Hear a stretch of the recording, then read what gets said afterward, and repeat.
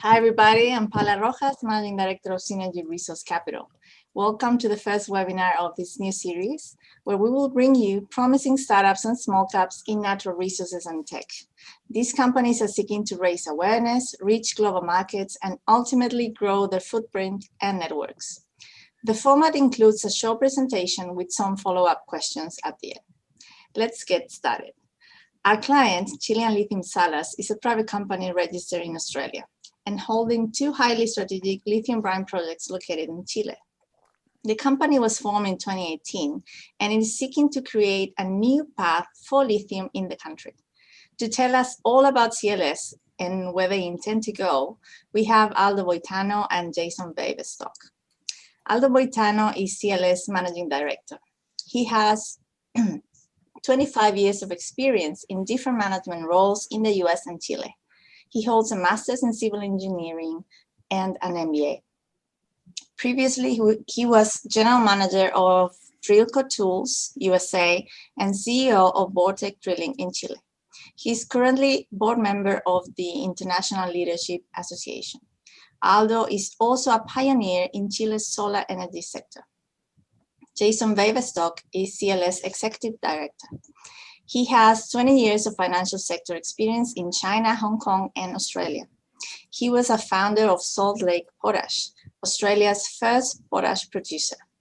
Jason spent several years as executive director of the listed entity, which grew from a 10 million enterprise value at listing to more than 300 million today.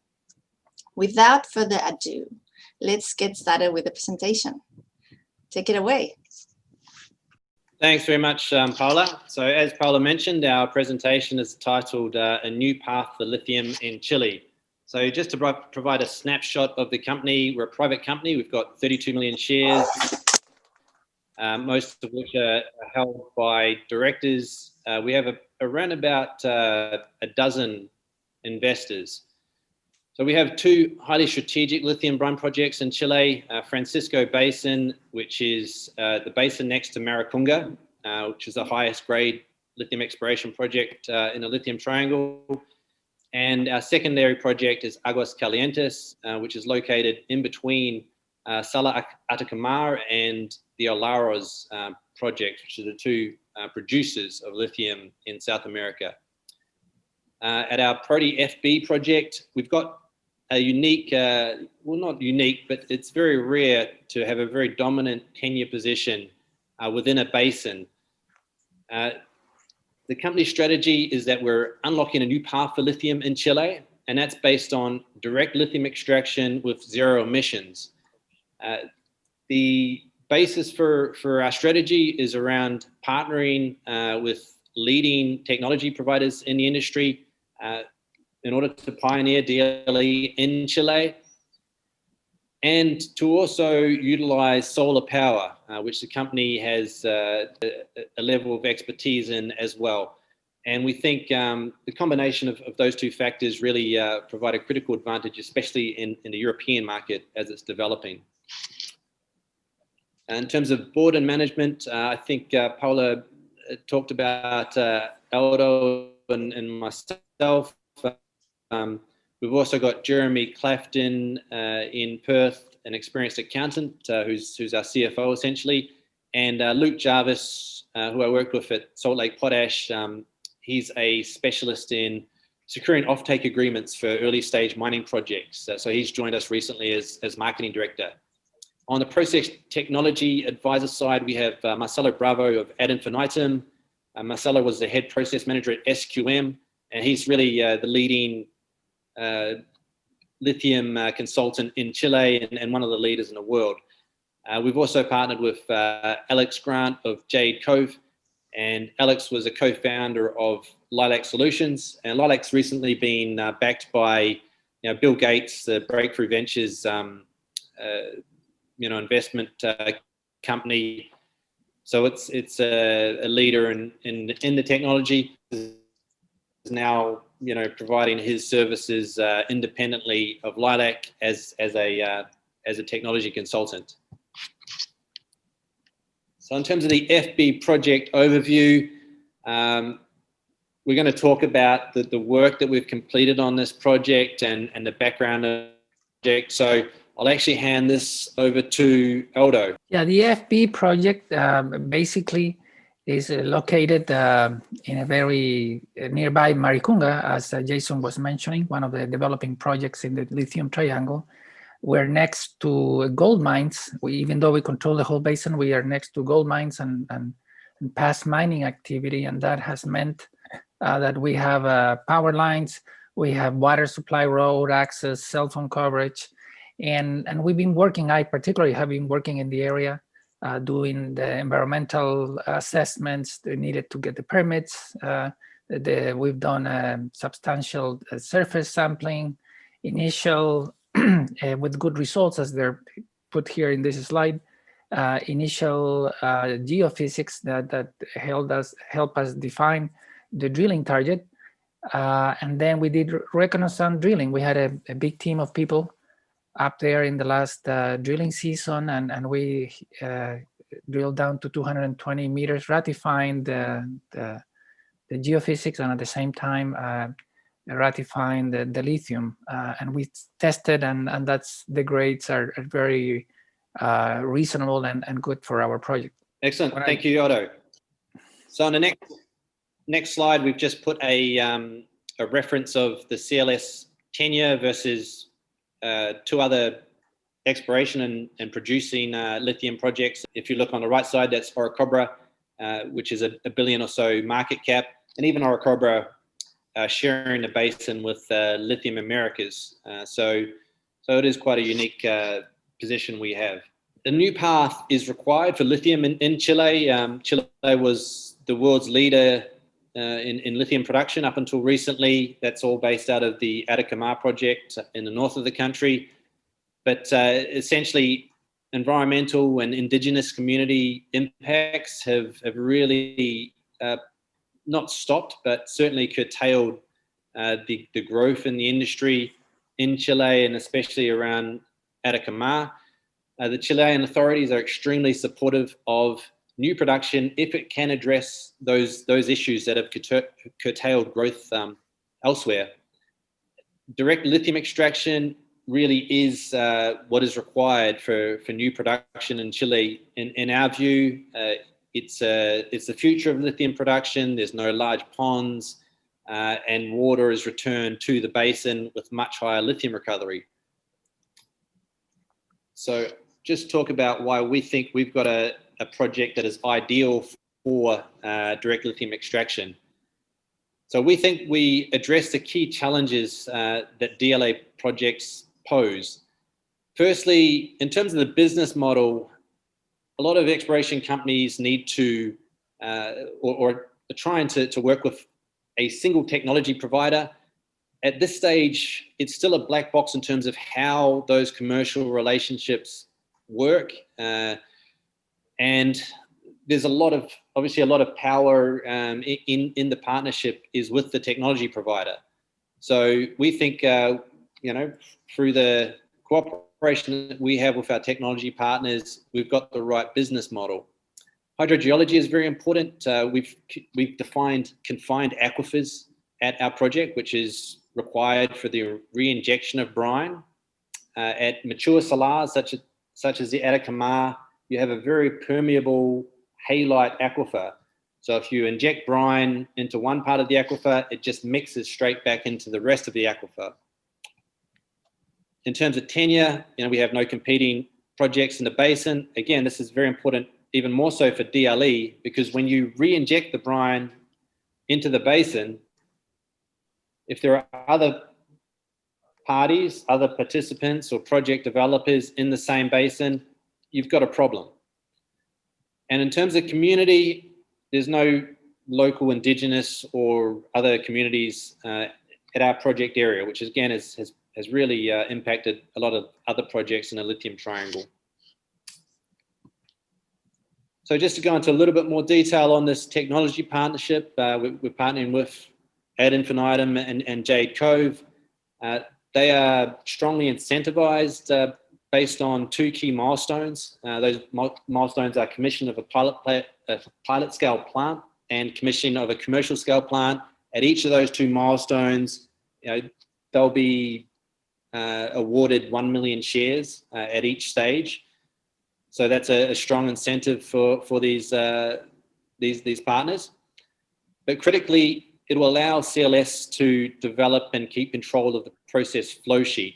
So if you look at the conceptual flow sheet for a DLE project, it's really only the second stage, so the second box in the flow sheet, which is the absorption stage, where the technology provider has an actual proprietary technology. They have a resin or a ionic exchange material or some other sort of magic material. And that's the only stage where we feel we need to, rely on one of these providers. So essentially, by working with Ad Infinitum and J-Cove, we think we can provide the overall flow sheet with just the input where it's critically required.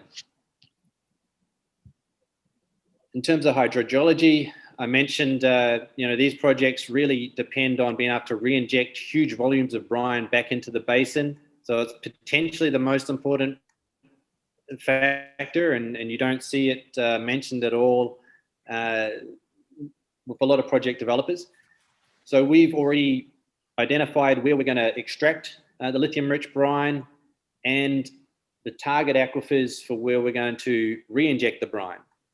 And these are confined aquifers that are a significant distance away from the target aquifer.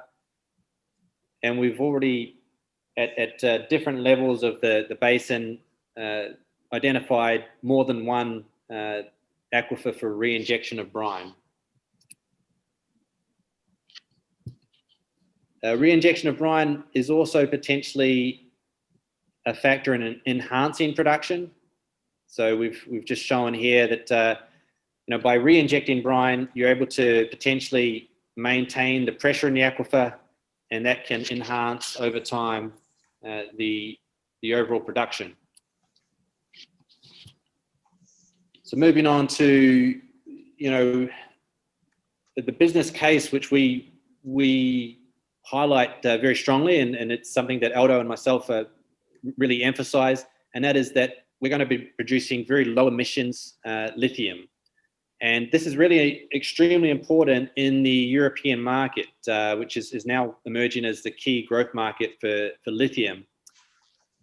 So European auto companies and the EU itself strongly emphasize both the emissions profile and overall ESG requirements for lithium production. For hard rock and evaporation pond based production, the environmental footprint is many times larger than a DLE project. And then if we combine that with solar power, you have potential for even zero emissions, which is something that really is our long-term target. So CLS has solar expertise. Aldo has a long history in the solar industry in Chile. Aldo, can you talk a little bit more about that? Yeah, I'm a board member and early developer of a couple of the largest projects here in Chile, and we've moved now up to 50% of our capacity of producing energy is now on renewables, and solar has been taking a big lead, especially in this part of the world where our project is based.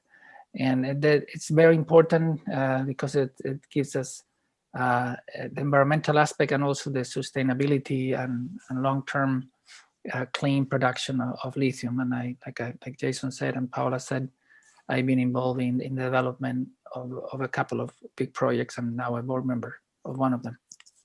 And just to add that both Ad Infinitum and J-Cove have also worked on integrating solar into the lithium production process. Moving on to fundraising. So the use of funds is based on two stages. The first stage is project test work and permitting, where we aim to raise 1.5 million US, and that will be largely based on a drill program to drill 3 to 5 holes and produce a NI 43-101 or a JORC compliant resource estimate for the Francisco Basin project. These are wide diameter holes that can be immediately converted into production bores. We'll also do geophysics at the AC project and the permitting work that we need to get into production. The second stage is a pilot plant production, and that will really get us to the decision to go to commercial scale production. The project timeline, if everything goes as planned for the current drill season, which is currently underway, we will target resource evaluation through 2021. We'll also start on the pilot and commercial scale plant next year and target full scale commercial production from 2023. In terms of potential resource scale, so we've had a number of high quality consultants look over our numbers. We did an independent technical report with SRK and a JORC compliant, a JORC consultant in Australia. So we've got an exploration target based on fairly straightforward assumptions for the aquifer size and the lithium grade of between 200,000 and 1.2 million tons of lithium. And we think, we'll certainly get at least 0.5 million tons of lithium, which would support a long life production of 20,000 tons per annum. So it's a very large scale business that we're looking at. In terms of a sector comparison, if you look at all the various players in the lithium exploration sector in South America, as a very general rule, there's a good valuation metric of using $1 per ton of lithium for a comparison evaluation. The average for the sector is around $100 per ton. So if you look at our project and the fact that we're looking for around at least 500,000 tons, then that would project forward to a valuation of perhaps up to 50 million Australian dollars. So we're really got huge upside based on the value that the valuation that we're going to the market with. Thank you for that. That was very, very useful. There's a couple of comments that I have. In terms of, I see that you guys are thinking highly about, this tendency that ESG investing has become so important, and there's so many groups are sort of moving a lot of their allocations into that area. How do you see the future moving towards companies like you and what you guys are doing into this sort of focus that investors are using? Well, I think the path, at least in the lithium triangle, or at least in Chile, is the path we have chosen. We've received a very positive attitude by the authorities. The ongoing issue at Salar de Atacama and at the same time the pressure from Europe and other parts of the world to produce sort of a green raw materials for their electric batteries and all the transformation, I think it's shifting and changing the way of the market. Yep. Now, I'm gonna, as we know, this format includes a set of questions, and some of these questions are a little bit more personal because I think with new companies, I think some of the motivations behind the companies are really relevant for people looking into this space. So we're gonna get into a little bit of personal questions, but of course related to the company, not just random questions. What was your motivation behind starting this company? Yep. Look, I've been interested in the lithium sector since 2007 or 8. I think I went to the announcement that Warren Buffett, when Warren Buffett first invested in BYD, they made a big announcement in Hong Kong, and I told my boss that I was working in investment banking at the time, and I said, hey, this is a big announcement. I've got to get down there and write up a report on that. So it's a sector that I've been interested in for a very long time. You know, just the fact that we do need to go through this transition away from fossil fuels, and you know, the whole electric vehicle revolution is something that I've been absolutely fascinated in.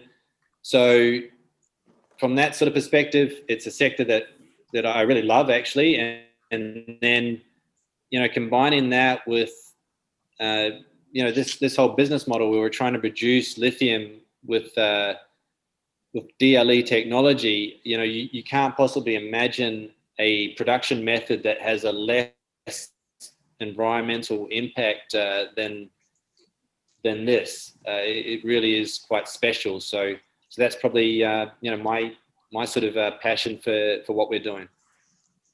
I share Jason's passion, and at the same time, going back to your question of a personal note, we connected through an advisor who's now a technical advisor. He helped develop, Marcelo Bravo helped develop Salt Lake Potash, and contacted me, who by then was looking into a partner to start working on Chile on this project with the same idea. And we met on the field, and that's been, we met at and went up to 4,200 meters and spent a good couple of days surveying the different possibilities, and we kept working, and Jason has come a couple of times to Chile, and that cemented also a partnership for the future. We are being hands-on, involved both, and all the parties involved, and we really want to see this grow and move to the next level, and stay involved as much as we can over time. I know that this like the process that you guys went through to find these projects was really interesting. So if you can comment a little bit about that. Yeah, we surveyed the whole lithium triangle for opportunities. We try to have dominant positions in the properties we've held. I personally and with Jason following from a distance, I surveyed several places, several salars, and I drove and explored and all the high altiplano. In my previous life, still part of my life, I'm a big mountaineer, and I've climbed big important mountains, among them K2 in the Himalayas, and I went on a tiny four-wheel drive car in the late 80s, and in a 1 month trip in the altiplano. So all this terrain is common to me, and I really like it. I like the landscapes and everything, and at the same time adding value, as Jason was saying, in an environmental way. There's lithium there. There's no doubt, and people will extract it or try to extract it, companies, but do it in a different way and doing the less damage to the environment. It's something that I'm really passionate about it, and we did a really truly dedicated work and consulted advisors too in around the world to give us an indication of what we were interested and their opinions before settling to these two projects that we're now have under the CLS umbrella. How many do you remember how many projects, or roughly how many projects you reviewed?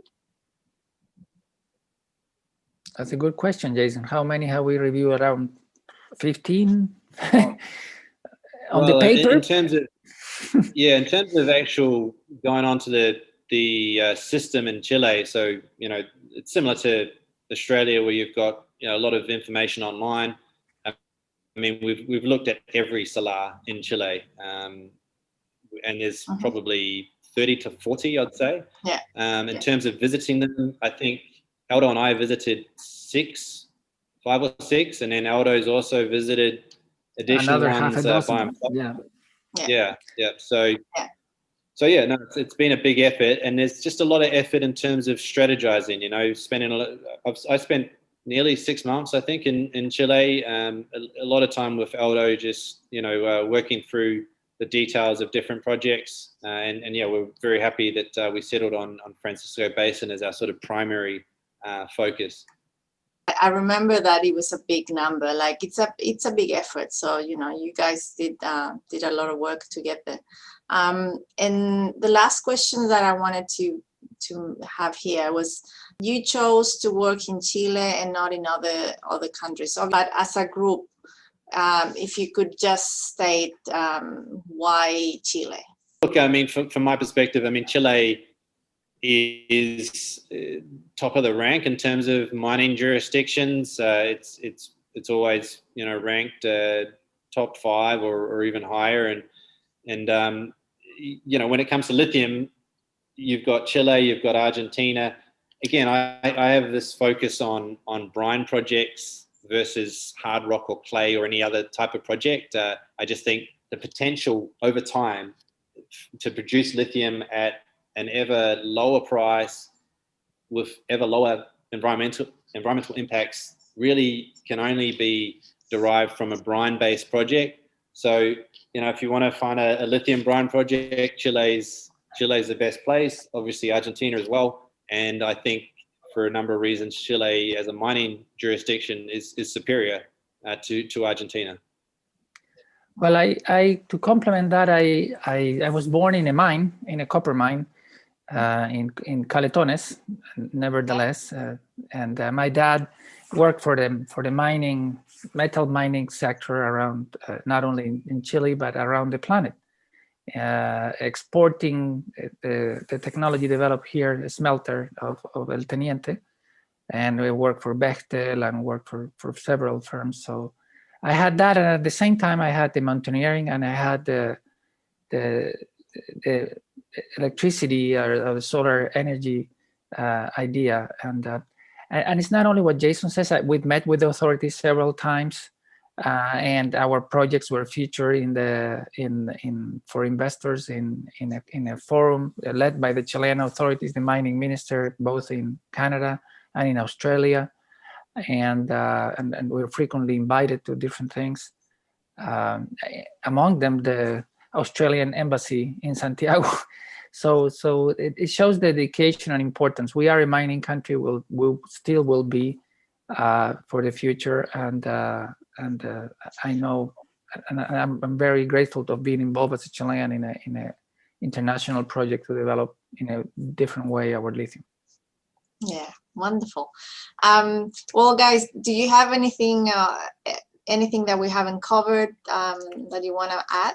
No, just to say that I've been involved with a project in Australia which went from digging holes in the outback to now building Australia's first potash mine, and really just want to replicate that same process with Chilean Lithium Salars, and yeah, as Aldo mentions, we think we've got an extremely strong investment case, and look forward to engaging with investors.